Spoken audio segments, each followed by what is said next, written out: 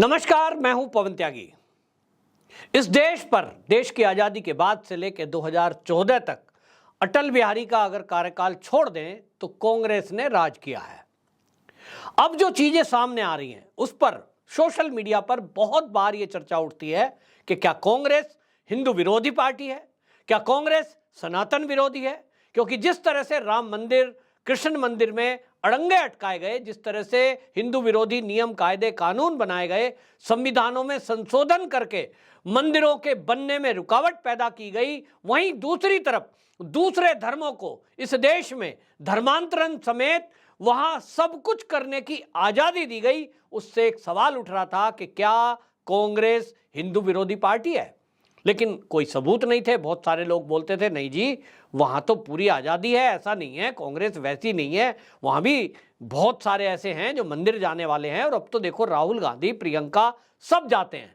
लेकिन अब INDIA गठबंधन जो बनाया है कांग्रेस ने, ये कांग्रेस का ही गठबंधन है। और अब ये भी समझ में आ रहा है कि यूपीए से नाम बदलकर इसका INDIA गठबंधन क्यों रखा है।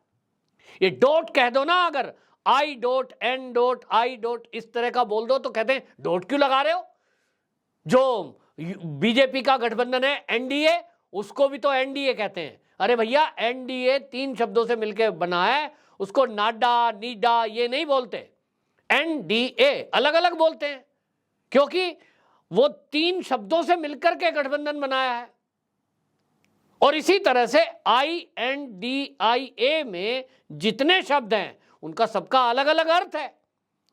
और इसीलिए अब पता लग रहा है कि ये नाम क्यों बदला, क्योंकि ये जो INDIA गठबंधन इन्होंने बनाया उसमें जितनी पार्टियों को जोड़ा है, इन्होंने जो 3 बैठकें अभी तक की हैं, एक पटना में हुई, एक बेंगलुरु में हुई, एक मुंबई में हुई, उसका अब एजेंडा सामने आ गया है। असली बात यह है कि जो तमिलनाडु के एक नेता हैं DMK के, वो नेता हैं पोनमुड़ी, मंत्री हैं, उच्च शिक्षा मंत्री। और वो जो पोनमुड़ी DMK के मंत्री हैं तमिलनाडु के, घोषणा की है कि ये जो INDIA गठबंधन है ये तो बना ही सनातन का समाप्ति के लिए है। ये जो गठबंधन हमने किया है INDIA, ये है सनातन धर्म विरोधी और उसको खत्म करने के लिए हुआ है। आपको याद होगा अभी कुछ ही दिन बीते हैं कि यही जो है तमिलनाडु के जो CM के बेटे हैं उदयनिधि स्टालिन, उन्होंने क्या कहा था, ये सनातन धर्म को खत्म करना बहुत जरूरी है, ये डेंगू मलेरिया की तरह है। उसके पहले आपको याद होगा जो कांग्रेस पार्टी के अध्यक्ष हैं मल्लिकार्जुन खड़गे, उनके बेटे प्रियंक खड़गे, उन्होंने स्टालिन की बात का समर्थन करते हुए कहा था कि वाकई में हिंदू धर्म बेकार है, इसको खत्म करना है। इसके पहले आपको याद होगा तो इसी गठबंधन का हिस्सा है RJD, लालू प्रसाद यादव की पार्टी। उसी में बिहार के शिक्षा मंत्री ये चंद्रशेखर ये बोल रहे थे कि रामचरितमानस बेकार है, इसको नहीं मानना चाहिए। और इसी तरह आप देखिए कि समाजवादी पार्टी भी INDIA का गठबंधन का हिस्सा है। वो समाजवादी पार्टी, उसके नेता स्वामी प्रसाद मौर्य कहते हैं कि हिंदू धर्म एक धोखा है। आम आदमी पार्टी, उसके नेता, हालांकि उन पर बीजेपी ने दबाव बनाया तो उनको राजेंद्र गौतम को इस्तीफा देना पड़ा, लेकिन वो कहते हैं कि मैं ये हिंदुओं को खत्म करके रहूंगा और सनातन को खत्म करके रहूंगा, 10,000 लोगों को प्रतिदिन बौद्ध धर्म में वापस लाऊंगा। और अभी उद्धव ठाकरे, ये कांग्रेस के गठबंधन में थे, उद्धव ठाकरे क्या बोल रहे हैं, उन्होंने और हदें पार कर दी। वो कह रहे हैं कि राम मंदिर का जिस दिन उद्घाटन होगा उस दिन जब ये लोगों को ट्रकों से और बसों से और रेल से अयोध्या में बुलाएंगे, उसके बाद जब वो वहां से वापस जा रहे होंगे तो ये लोग वहां दंगा कराएंगे और गोधरा जैसा हमला करा सकते हैं। अब उन्होंने शब्द का इस्तेमाल किया है ये लोग, यही शब्द सत्यपाल मलिक ने इस्तेमाल किया है। अब सवाल है कि उद्धव ठाकरे जी क्या षड्यंत्र रच रहे हैं, इसका खुलासा होना चाहिए। क्या इनकी योजना है कि जो 2024 में राम मंदिर का उद्घाटन होगा उसमें जो राम भक्त जाएंगे, उन राम भक्तों के लौटने के समय ये उनके ऊपर हमला करवा दें, इनकी योजना है क्या। मैं पहले भी इस बात को कह चुका हूं कि इस मामले में सुप्रीम कोर्ट को कानून बदलकर, क्योंकि कानून अभी है नहीं, कानून में परिवर्तन करना चाहिए कि ऐसे षड्यंत्र रचने वालों से उगलवाने का राज एक ही तरीका है, नार्को टेस्ट। नार्को टेस्ट की परमिशन होनी चाहिए कि कहीं ये जो सत्यपाल मलिक का बयान है, जिस तरह से उद्धव ठाकरे का बयान है, कहीं इनका षड्यंत्र तो नहीं है, क्योंकि लोग तो जाएंगे। जब राम जन्मभूमि पर अयोध्या में राम जी की मंदिर की स्थापना हो जाएगी, लोग तो उद्घाटन में जाएंगे, लाखों की संख्या में जाएंगे। तो क्या उनके ऊपर फिर से हमला किया जाएगा? ये योजनाएं हैं इनकी, और मोदी जी को इसके लिए दोषी बता दिया जाएगा, क्योंकि उद्धव ठाकरे ने शब्द इस्तेमाल किया है। ये लोग, सत्यपाल मलिक ने, जो कि पूर्व राज्यपाल है, उन्होंने भी कहा है कि ये कुछ भी करा सकते हैं, ये पुलवामा करा सकते हैं, ये फिर से ये हमला करा सकते हैं। तो पुलवामा वाली बात भी ये बारी बारी से ये लोग बोल रहे हैं, कांग्रेस के लोग बोल रहे हैं, कुछ इनके खरीदे हुए पत्रकार बोल रहे हैं। तो इसका मतलब पुलवामा जैसा हमला करने की भी साजिश है, और राम भक्तों पर इनको इसी तरह से ट्रेन को घेरकर जलाने की भी कोई साजिश हो सकती है। लेकिन उद्धव ठाकरे की तरफ से कुछ लोग कह रहे हैं नहीं जी, उनका मतलब यह था कि बीजेपी वाले करा सकते हैं। तो बीजेपी वालों ने क्या गोधरा कराया था? आपको मैं बताता हूं कि जो उद्धव ठाकरे बाला साहब ठाकरे के सुपुत्र हैं, वो समझ लें पहली बात कि जो वो मोदी जी पर आरोप लगाना चाहते हैं, उसके मामले में मोदी जी को सुप्रीम कोर्ट से क्लीन चिट मिल चुकी है कि गोधरा कांड में मोदी जी का एज ए सीएम रहते हुए कोई हाथ नहीं है। एसआईटी कांग्रेस के टाइम में गठन हुई थी, को उसने एसआईटी ने कहा है कि मोदी जी के विरुद्ध कोई सबूत नहीं मिले।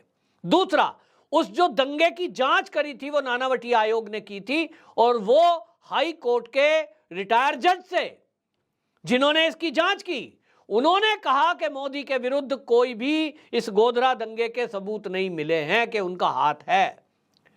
और अब मैं आपको बता रहा हूं कि बाला साहब ठाकरे जी ने क्या कहा था, उनका बयान। गुजरात में जब मैं गड़बड़ हुआ तो मैं इकलौता था जो मोदी जी के साथ खड़ा था। सब कह रहे थे मोदी जी को हटाना चाहिए। मैंने अडवाणी जी से कहा, मोदी गया तो गुजरात भी चला जाएगा। गुजरात में मोदी ने क्या गलत किया है? उसकी क्या गलती है? हिंसा की शुरुआत गोधरा से हुई है, वहां हिंदुओं को जलाया गया। दंगे की शुरुआत मुस्लिम मोहल्ले से शुरू हुई। बाला साहब ठाकरे का बयान है। तो क्या उद्धव ठाकरे जी ये कह रहे हैं कि उनके जो स्वर्गीय पिता हैं, हिंदू हृदय सम्राट, वो झूठ बोल रहे थे, वो गलत थे? उद्धव ठाकरे जी, क्या आपके पिता गलत थे जो वो कह रहे हैं कि इसमें मोदी की कोई गलती नहीं है? शुरुआत गोधरा से हुई, मुस्लिम मोहल्लों से हुई। किस तरह का बयान है? तो ये साफ दिख रहा है कि जो डीएम के नेता, वो जो पोनमुड़ी ने बोला है कि INDIA गठबंधन का जो हमने गठबंधन किया है, ये तो किया ही सनातन की समाप्ति के लिए है और सनातन के विरोध के लिए। तो बिल्कुल एजेंडा साफ हो गया है। अभी तक कयास लगाए जा रहे थे, लेकिन कोई अगर ऐसा खुलकर कहता तो उसको कह देते, देखिए ये ना INDIA गठबंधन को बदनाम कर रहा है। लोग क्या कह रहे हैं, कांग्रेसी, आप ये और बाकी जो दल, बीजेपी डर गई है, इन्होंने तो नाम ही बदल दिया, भारत कर दिया, ऐसा प्रचार कर रहे हैं। INDIA गठबंधन से मोदी डर गया, देखो नाम बदल रहे हैं देश का। वो राहुल गांधी विदेशों में बैठ के ये बात कर रहा है। किसने देश का नाम बदला भाई? आपको किसने कहा है? नोट है, पासपोर्ट है, सब पे भारत भी लिखा है, इंडिया भी रखा है, भारत गणराज्य। कब घोषणा की मोदी जी ने कि आज के बाद इंडिया नहीं कहेगा, भारत कहेंगे सब हमारे देश को? कहीं घोषणा हुई? आप किस बेस पे कह रहे हो मोदी डर गया? और राहुल गांधी जी को अब जवाब देना पड़ेगा, सोनिया गांधी को जवाब देना पड़ेगा कि आपने गठबंधन का नाम भले ही बदल दिया है, लेकिन क्या जो आपके दल के नेता हैं ये बोल रहे हैं और जो अंदर का एजेंडा है उसका राज खोल रहे हैं कि INDIA गठबंधन जो है वो सनातन की समाप्ति के लिए आपने बनाया है? क्या मीटिंग में आपकी जो 3 मीटिंगें इस गठबंधन की हुई है, क्या उसमें इस बात को लेकर के कोई योजना, कोई षड्यंत्र ये बनाया गया है? और अगर नहीं बनाया गया है और ये नेता बोल रहे हैं, तो इस पे भी सोनिया गांधी को स्पष्टीकरण देना चाहिए आगे आके कि ये जो नेता बोल रहे हैं ये इनकी व्यक्तिगत राय है, हमारी राय ऐसी नहीं है। और अब तो एक और बात है, मैं एक और बात कहता हूं कि अगर अब ये बोल भी दें, क्योंकि अब ये लगेगा कि हिंदुओं की वोट खिसक सकती है, तो ये बोल भी सकते हैं कि हमारा कोई वास्ता नहीं है और पार्टी डीएमके तो बार बार कह रही है, क्योंकि उसके नेता ने बार बार बोल ही दिया है। तो हो सकता है वो कहें वो तो हम तो अड़े हुए हैं साहब, बाकी INDIA गठबंधन पूरा ऐसा नहीं है। लेकिन मैंने आपको कुछ नाम बताए, तो लग रहा है कि हर पार्टी का नेता इसी एजेंडे पर चल रहा है जो INDIA गठबंधन में शामिल है, कि हिंदुओं का विरोध करो, हिंदू पे प्रहार करो, सनातन को खत्म करो। इनका एजेंडा ही है। तो 2024 का चुनाव सीधा साफ हो गया। एक तरफ मोदी की टीम है जो सनातन धर्म की रक्षा के लिए काम करना चाहती है, भारत को हिंदू राष्ट्र बनाना चाहती है। दूसरी तरफ वो टीम है जो इस देश को इस्लामिक राष्ट्र बनाने का सपना देख रही है। 2047 में जिस तरह से PFI का एजेंडा था, वो उनके साथ खड़े हैं, उन एजेंडाधारियों के। ये है INDIA गठबंधन जो 2047 तक इस देश को इस्लामिक राष्ट्र बनाना चाहते हैं, हिंदू विहीन बनाना चाहते हैं, सनातन विहीन बनाना चाहते हैं।